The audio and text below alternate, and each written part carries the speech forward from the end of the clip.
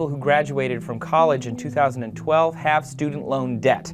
Full disclosure, I have quite a lot. Like, so much. The average graduate borrowed around $29,000. The total number of student loans owed in the U.S. today has surpassed $1 trillion, with numbers rising every year.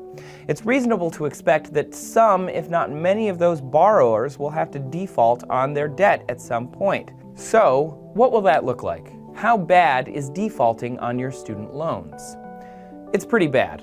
Most students use federal loans to pay for their education, and the federal government has many ways to get back its money.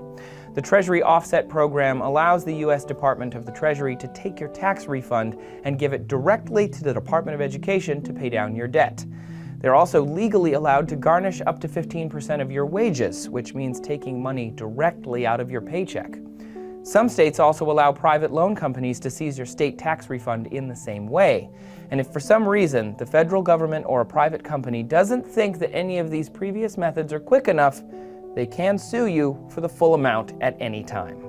So even if you default, the government and these private companies are still going to get their money. And that's just the beginning. Defaulting on any loan will have a negative effect on your credit score, which would make it harder for you to take out money in the future, or to buy a house or a car, or even start a business. It may even affect your chances of landing a job or an apartment.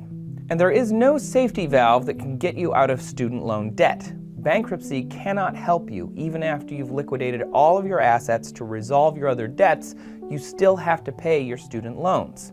So you really shouldn't default on your student loans. If you are unable to pay them, but they are not yet in default, you have options. There are scenarios in which you can qualify for loan modification, deferment, or forgiveness.